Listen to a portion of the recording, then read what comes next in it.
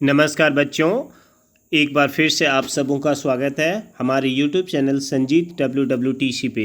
बच्चों, आज के इस क्लास में हम लोग इंग्लिश मोमेंट्स बुक का chapter number 6 weathering the storm in Ersama के बारे में बात करने जा रहे हैं। और ये जो स्टोरी है ये कोई काल्पनिक स्टोरी नहीं है, बल्कि ओडिशा का एक ट्रू इवेंट पे बेस्ड ये कहानी है।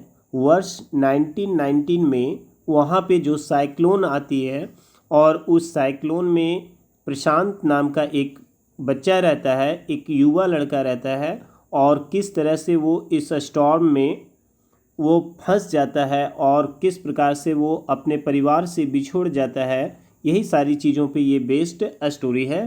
तो चलिए समय को देखते हुए स्टोरी को हम लोग पढ़ते हैं, और सबसे पहले स्टोरी को हम लोग बिफोर यू रीड से स्टार्ट करेंगे, है ना।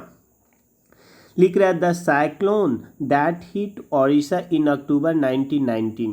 कह रहा है कि वर्ष 1999 ईस्वी में एक साइक्लोन आप समझ रहे हो बच्चों क्या होता है। साइक्लोन चक्रवात होता है ना। तो वर्ष 1999 ईस्वी में ओडिशा के कोस्टल एरिया में साइक्लोन आती है ना। और इस साइक्लोन में क्या होता है कि किल्ड थाउजेंड्स ऑफ पीपल, यानी इस साइक्लोन में हज़ारों लोग जो है वो मारे जाते हैं, and devastated hundreds of villages.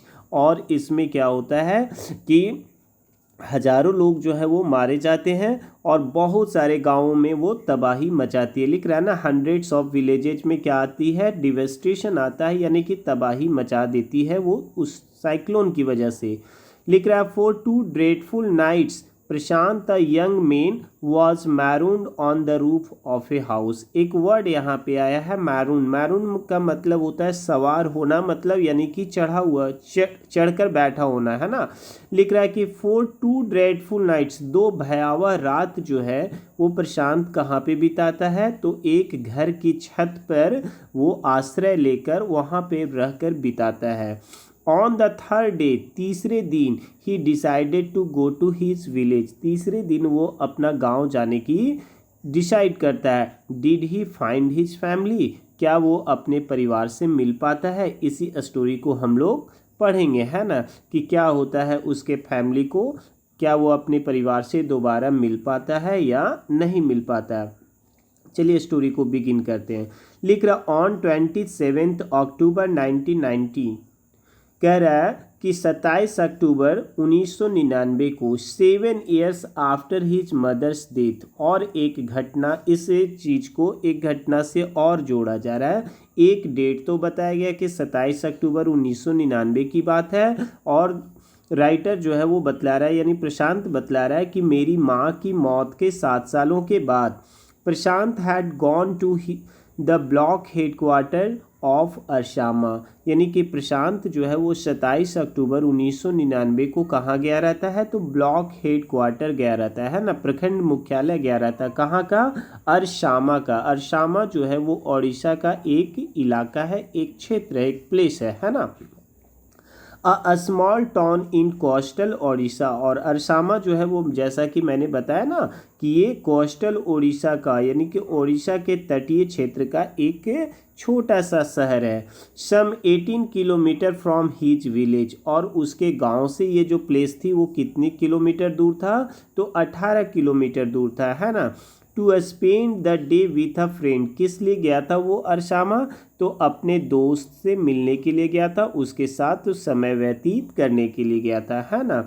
In the evening, लेकिन क्या होती है शाम में, a dark and menacing storm quickly gathered. अचानक जो है ना वो काले काले भयानक बादल जो है वो आसमान में छा जाते हैं। Winds beat against the house. और हवा जो रहती है वो काफ़ी तेज़ चलने लगती है, और हवा जो है, घरों से तेज़ हवा जो है वो टकराने लगती है। With a speed and fury that Prashant had never witnessed before. मतलब इस प्रकार से क्रोधित होकर मानो की हवा चल रही थी, और इतनी भयानक हवा तेज़ चलती है कि ऐसा कभी भी वो प्रशांत एक्सपीरियंस नहीं किया रहता। इतना तेज़ हवा वो कभी अपने लाइफ में नहीं देखा था। Heavy and incessant rain filled the darkness. और साथ ही साथ काफ़ी तेज बारिश जो होती है वो उस शाम के अंधेरे में वो बारिश शुरू हो जाती है। एंशियंट ट्रीज वेयर, चेंज करोगे, लिख रहा है कि प्राचीन जितने भी पेड़ थे, पुराने पुराने पेड़ जो थे वो क्या हो गए, अपरूटेड हो गए। मतलब कि सारे पेड़ जो रहते, पुराने पुराने बड़े बड़े पेड़ जो रहते वो अपरूटेड हो जाते, गिर जाते हैं, क्रैश टू द अर्थ, है ना। Screams rained the air as people and houses were swiftly washed away। अब इस प्रकार से जो तूफान आ जाता है, उस साइक्लोन का असर होता है कि चारों तरफ हवा में, वातावरण में चारों तरफ चीख पुकार मच जाती है, और houses were swiftly washed away, उस क्षेत्र के जो घर रहते हैं वो भी पानी में स्विफ्टली मतलब तेजी से वॉश अवे हो जाते हैं, मतलब बह जाते हैं। The angry waters swirled into his friend's house, मानो कि वो क्रोधित पानी जो रहता है, वो पानी जो साइक्लोन से की वजह से, उस बारिश की वजह से जो पानी आती है वो इसके फ्रेंड के घर में भी भर जाती है। नेक डीप मतलब एकदम नेक तक, गर्दन तक पानी घर में भर जाता है।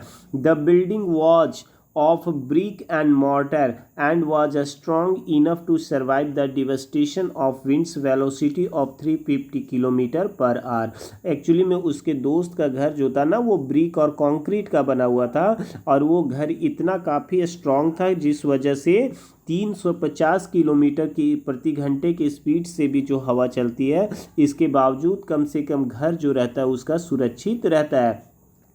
But the cold terror of the family grew with the crashing of trees that had got uprooted and fallen on their house। लेकिन जिस घर पे, जिस फ्रेंड के घर पे वो रहता है, उस फ्रेंड के घर पे भी एक पेड़ जो है ना वो गिर जाता है, और इसी बिटवीन उसको अपने परिवार की भी चिंता सताने लगती है। मतलब जिस प्रकार का वह भयावह दृश्य अभी वो देखते रहता है यहाँ पे अपने फ्रेंड के घर पे, इस वजह से उसको भी टेंशन होने लगती है कि पता नहीं मेरे फैमिली को क्या हुआ होगा। Some time in the middle of the night, मध्य रात्रि की बात है लगभग, damaging its roof and walls, मतलब कि मध्य रात्रि में, मिडिल ऑफ द नाइट में जो उसके दोस्त के घर पे एक पेड़ गिर जाता है ना, तो घर के भी कुछ हिस्से को वह पेड़ जो है वो डैमेज कर देता है ना। आगे, the craze destruction route by the cyclone and the search of the ocean continued for the next 36 hours. कह रहा है कि ये जो साइक्लोन की वजह से ये जो तबाही आई थी वो 1-2 घंटे तक की नहीं थी, बल्कि अगले 36 घंटे तक, लिख रहा है ना 36 आवर्स, मतलब अगले 36 घंटे तक ऐसा ही मंजर रहता है, ऐसा ही भयावह दृश्य रहता है, काफ़ी तबाही मचाती रहती है।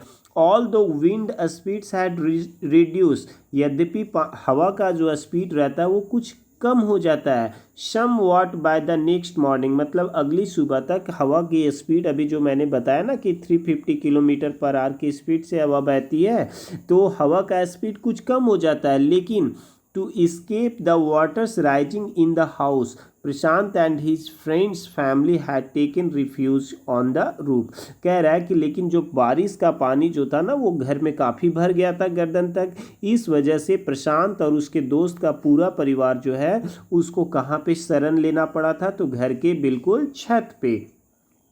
प्रशांत will never forget the shock he experienced at his first glimpse of the devastation wrought by the super cyclone।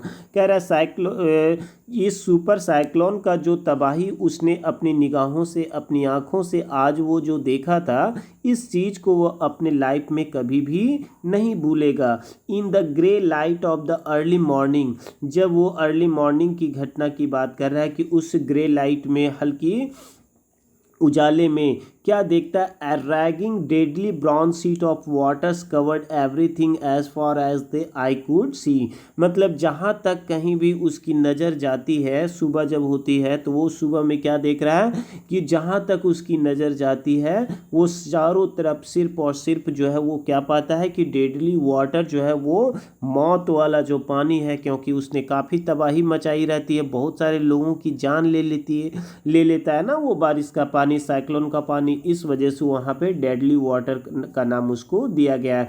तो वो पानी चारों तरफ एरिया में भरा हुआ रहता है।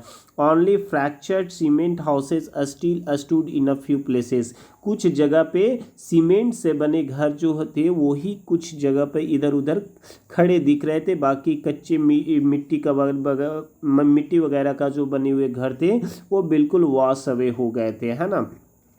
Blotted animal carcasses and human corpses floated in every direction, हर समय हर तरफ क्या था कि ब्लॉटेड एनिमल कार्केसेस के मतलब जानवरों की लाश, एंड ह्यूमन कॉर्प्सेस मतलब इंसानों के लाश जो थे वो चारों तरफ पानी में इधर उधर बह रहे थे। All round even huge old trees had fallen, यहाँ तक कि बड़े बड़े जो पेड़ और पुराने पेड़ जो थे वह भी गिर गए थे। Two coconut trees had fallen on the roof of their house, और जिस दोस्त के घर पे वो रुका था उस दोस्त के घर के पे भी 2 नारियल के पेड़ जो थे वो गिर चुके थे।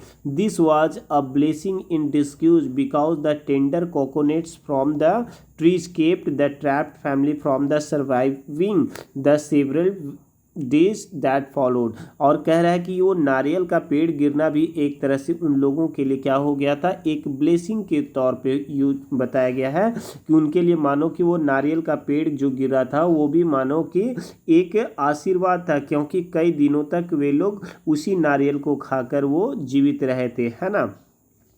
फॉर द नेक्स्ट 2 days, अगले 2 दिनों तक Prashant sat huddled with his friends family in the open on the roof top, कि प्रशांत और उसका दोस्त का पूरा परिवार जो है वो घर के छत के ऊपर ही बिताते हैं, क्योंकि घर के नीचे पूरा क्या भर चुका था, घर के अंदर बारिश का पानी, है ना। They frozen in the cold and incessant rain, the rain water washed away Prashant tears, और वो मानो कि वो बारिश का पानी जो है ना वो प्रशांत के आंखों के आंसुओं को भी धोकर ले गया था, बिल्कुल, यानी कि वो शॉक्ड हो गया था। The only thought that flash through his mind was weather his family had survived the fury of the super cyclone, उसके दिमाग में सिर्फ एक ही बातें चल रही थी कि क्या उसका पूरा परिवार जो है इस सुपर साइक्लोन के फ्यूरी से मतलब क्रोध से बच पाया होगा या नहीं। Was he to be reaved once again, क्या वो फिर से अपने परिवार से मिल पाएगा, उन्हें वो देख पाएगा, है ना। 2 days later, 2 दिनों के बाद, which seem to Prashant like 2 years, लिख रहा है कि 2 दिन प्रशांत के लिए मानो कि 2 साल का जैसा वक्त था। The rain water slowly began to reduce, लेकिन 2 दिनों के बाद जो है बारिश जो होती है वो सीज हो जाती है, मतलब रुक जाती है, और the rain water slowly began to recede, और वर्षा का पानी जो रहता है वो धीरे धीरे कम होने लगता है। Prashant was determined to seek out his family without further delay, तो प्रशांत अब क्या था कि डिटरमाइन कर चुका था कि वो अपने परिवार को ढूंढेगा बिना किसी देरी का, यानी कि अब वो एक पल का भी विलंब करना नहीं चाहता था और वो अपने परिवार को ढूंढना चाह रहा था, लिख रहा ना further delay. But the situation was still dangerous, लेकिन अभी भी सिचुएशन जो था वो बहुत ही खराब थी, खतरनाक थी कह सकते हो। And his friends family pleaded with Prashant to stay back a little while longer, इसी वजह से प्रशांत के दोस्त का जो परिवार रहता है उससे रिक्वेस्ट करता है कि तुम कुछ वक्त अभी इधर और रुक जाओ। But Prashant knew he had to go, लेकिन प्रशांत को पता था कि उसे क्या करना है, जाना है ना। तो अब अगले पार्ट में हम लोग देखेंगे कि क्या प्रशांत जो है वो अपने परिवार को ढूंढ पाता है, क्या वो अपने परिवार से दोबारा मिल पाता है या नहीं।